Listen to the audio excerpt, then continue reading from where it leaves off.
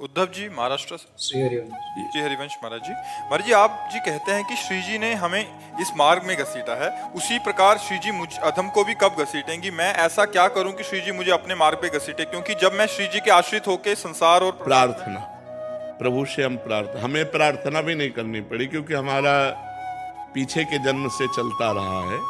इसलिए कि जैसे होता है ना, कोई किसी को समझाए, कोई किसी को प्रेरित करे, फिर उसकी समझ में आवे कि जीवन का लक्ष्य भगवान की प्राप्ति है, फिर वो चले।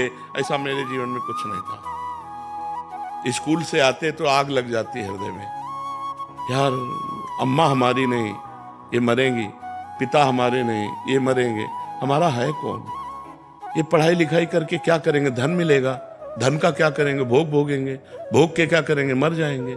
यार मतलब शांति कहाँ है, आनंद कहाँ है, कैसे जीवन का?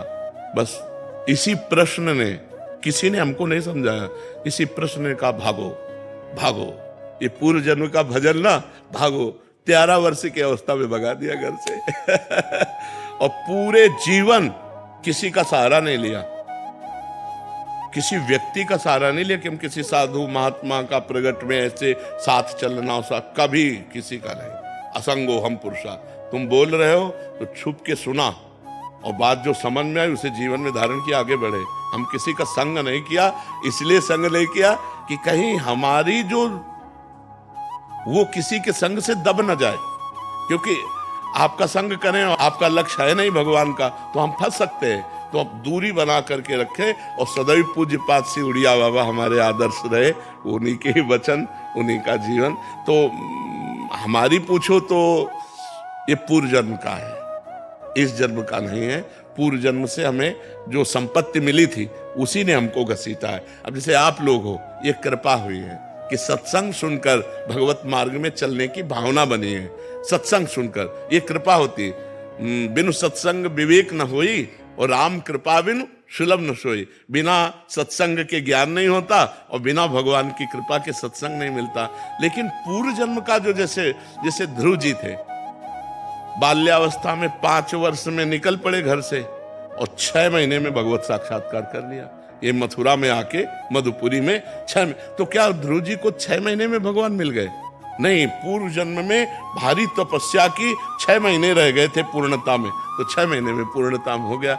अब जैसे 1-2 लोगों ने कहा कि हम आप जैसा बनना चाहते हैं, हम भाई ये तो हम वादा नहीं कर सकते कि तुम प्रेमानंद बन सकते हो, क्योंकि भगवान के यहाँ ढांचा अलग है। आप जैसा ढांचा नहीं है, आप जैसा ढांचा नहीं, आप अकेले हैं। पूरे भारत में आप देख लीजिए, कुछ ना कुछ फर्क पड़ेगा। कितने ढांचे हमारे प्रभु के पास, आप सोचो। तो अच्छा, प्रेमानंद बनने के लिए वो सामग्री चाहिए जो बचपन में हमको पूर्व में भगवान की कृपा से मिली। उस सामग्री से अकेले भागना, और कितना कष्ट सहा है पूरे जीवन में, तुम्हें कैसे बताए। जैसे कोई चल रहा हो, मेहनत कर रहा हो, तो कोई स्याबास बोल दे तो अच्छा लगता है ना, और उसे गाली दे करके उसको निराश कर दे तो प्रायः निराशा ही मिली है। तब वो अंदर से, हाँ, तब वो पुष्टता आई, एकमात्र भगवान का आश्रय लेकर। तो सत्संग सुनो, नाम जप करो और भगवान से प्रार्थना करो, तो वो तुम्हारे जीवन की डोर अपने हाथ में ले ले। अब जैसे हमारे जीवन का है, अब हमें न बुरे से कोई न भले से कोई, जैसे चलाओ बस। अपना ऐसे हो गया कि जैसे ड्राइवर बैठा है और वो कहाँ ले जाएगा, कैसे ले जाएगा, बिल्कुल अपने चुपचाप बैठे। क्या बुलवा रहे हैं वो सुन रहा हूँ, क्या करवा रहे हैं वो देख रहा हूँ, कहाँ ले जा रहे हैं, क्या क्या हो रहा है, ये उनका खेल। ये भागवती ज्ञान है। ये मतलब पढ़ा लिखा ज्ञान नहीं, ये भगवान अंदर से हमारे, जैसे अर्जुन के रथ में भगवान बैठ गए, ऐसे प्रेमानंद के हृदय में भगवान बैठ गए और वो डोरी पकड़ के चला रहे।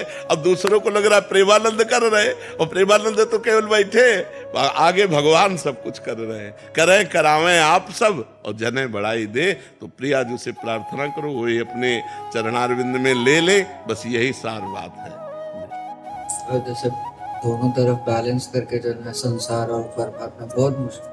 हाँ, है तो कठिन, पर बच्चा बाबागिरी भी बहुत कठिन है, बहुत कठिन। अच्छा, 1-2 महीना ब्रह्मचर्य रह लो, खुली बातें कह रहा हूं। 1-2 महीना तुम्हें नियम दे दे कि 2 महीना ब्रह्मचर्य आप आराम से रह लोगे, कष्ट सह के, लेकिन आजीवन ब्रह्मचर्य रह जाओ। कितना आकर्षण है माया का।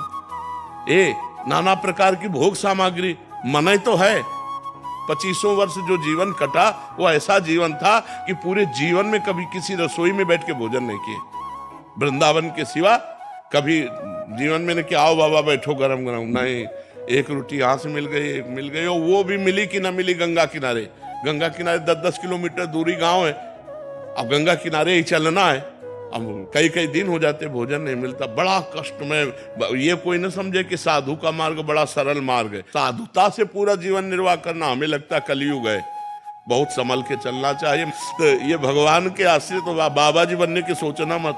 ऐसा लग रहा है ना कि हम किसी योग्य नहीं रह गए, चल ही नहीं पाते किसी भी मार्ग में। नहीं, पहले राधा राधा जपो, डट के जपो अंदर, फिर आगे बात करना। पहले राधा राधा।